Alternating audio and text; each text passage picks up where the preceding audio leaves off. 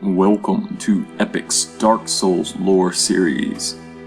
In these videos, I will be discussing the story of Dark Souls. I will include a lot of my analysis, interpretation, and speculation, but I will try to be clear about what is fact and what is opinion. It's really difficult to do one of these videos without blurring the lines a bit, but I will do my best to keep it clear. Additionally, I am linking my references in the description, and I encourage you to read the item descriptions and listen to the dialogues for yourself. All of my explanations and opinions are basically based off of in-game material. If you want to join the speculation, or if you think that I have missed something, which is pretty likely given the sheer size of this game's story, feel free to rip it up in the comments below, but if you're stating something as fact, have something in-game to back it up. If you're just speculating, just say so. I don't want any of this "my friend told me" or "the wiki said" bullshit. That shit just don't stick to the wall here, bro. Yeah. But that said, this game's story is too large and scattered about for one person to cover properly alone, so I'm counting on you guys to help me catch things that I miss. So today's video is about Thorolund and the Way of White.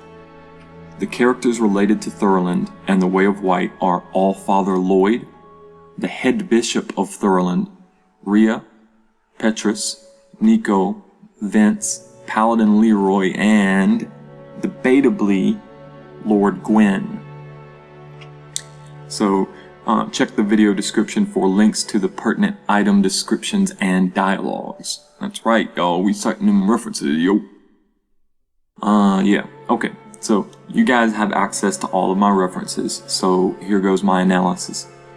The most important figure from Thorolund and the Way of White is Allfather Lloyd. He is Gwyn's uncle, which, depending on your interpretation of the story, means he is a god. Allfather Lloyd is essentially the patron deity of Thorolund.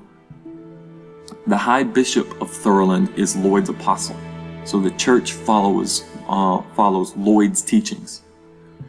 So what do we know about the realm of Thorolund? Well, we know that they do have some form of royal line because Rhea is a member. Petrus will refer to her as Highness, and there are other hints at this too.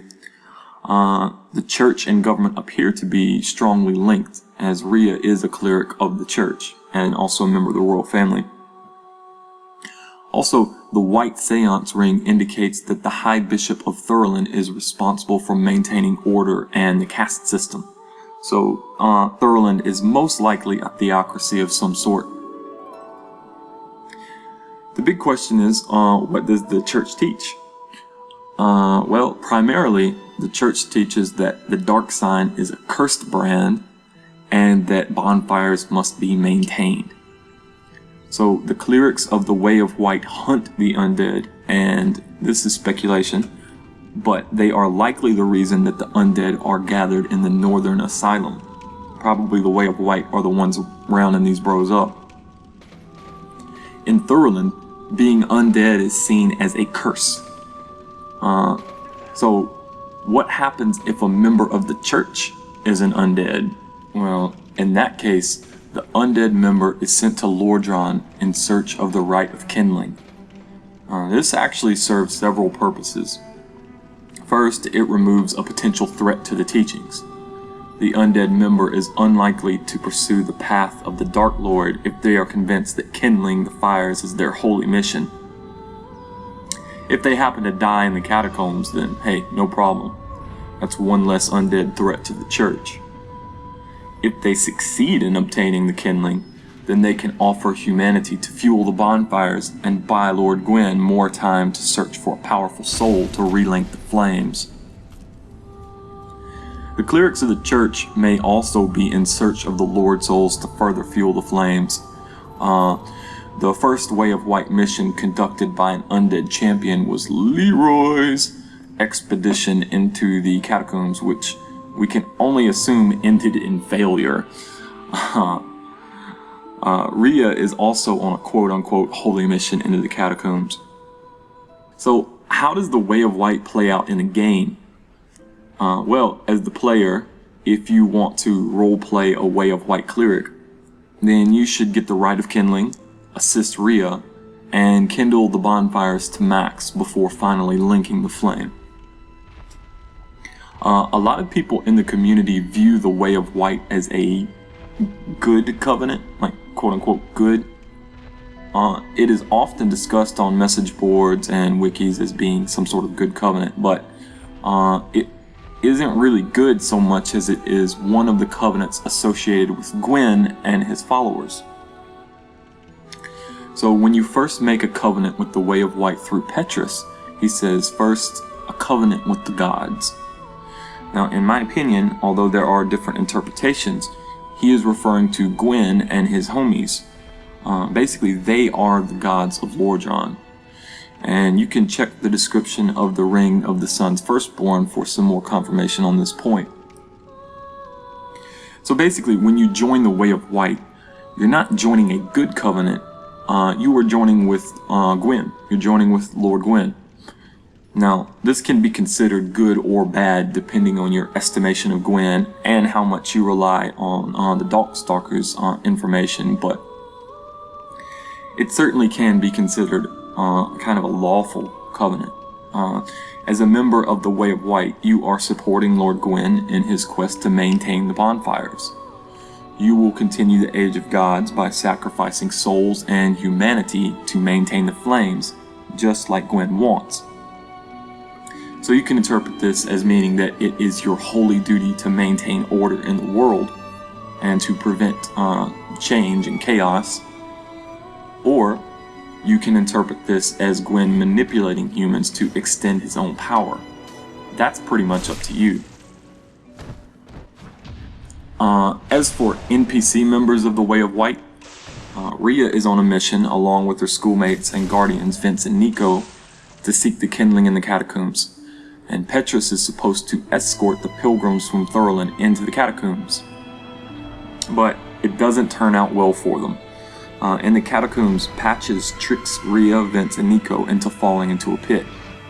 Petrus abandons them and returns to Firelink Shrine. He then tells both Knight Lautrec and the player that Rhea is trapped and defenseless and has a lot of humanity. He makes some very sinister implications. He clearly intends for one of you to kind of have your way with her and finish her off. If you don't, he decides to take matters into his own hands and he finishes her off in the chapel. So one big question that a lot of players ask is why? Why did Petrus kill Rhea? Why? Basically, I think Petrus is a coward.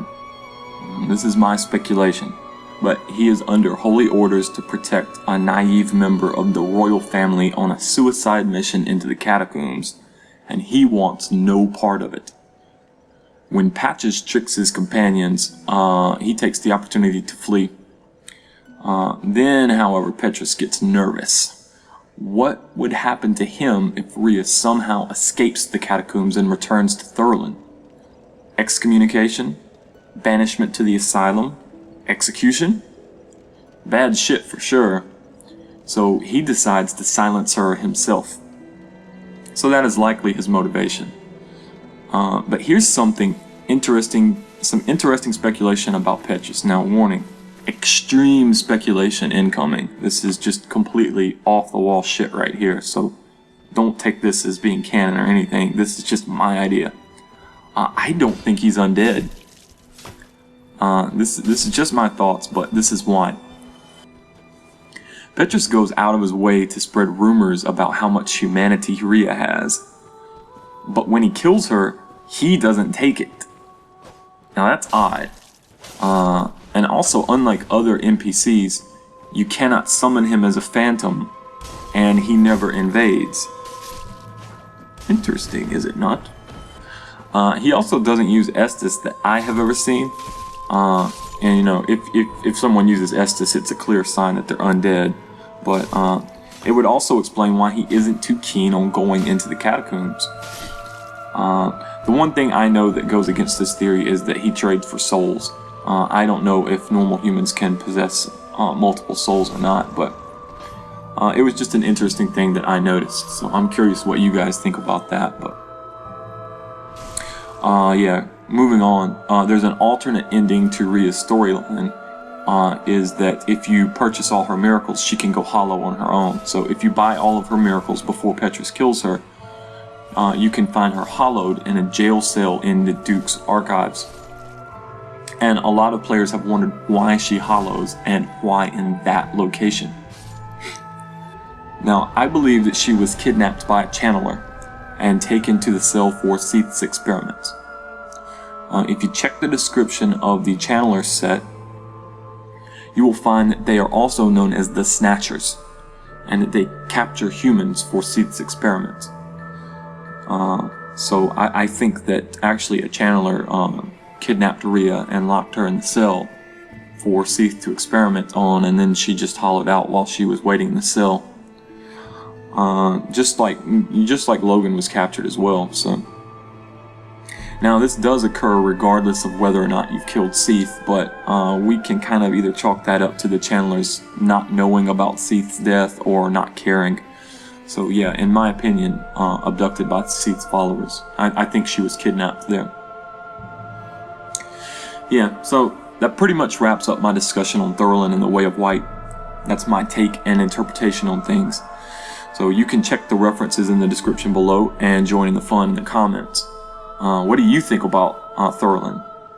Is Petrus really undead? Was Rhea kidnapped? Oh, and of course, why does she have the pendant? Ooh. Fun speculation to be had there. I'm kind of saving that for another day though.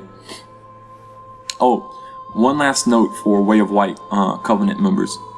Just because you're on Gwyn's side does not mean that you shouldn't kill him. It may actually be what he wants.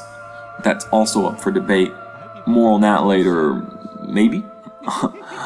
There's also the whole idea about how Gwyn's children, and possibly Solaire, fit into the picture. I don't know. Let me know if you are interested in more plot analysis. If this stuff is all just completely obvious to you guys, then I'll give it up, but I'm thinking about doing Kareem and the goddesses Fina and Velka next, talking a little bit about those. Other future topics I'm looking at include the Chaos Folks. There's a lot of interesting stuff there. Maybe the Kingdom of Balder, some of the minor kingdoms that we see in the game. Yeah, I haven't decided what order to tackle things in yet. Also, for Demon Souls, Phalanx will hopefully be up today, and maybe Boletaria 1-2 before the weekend.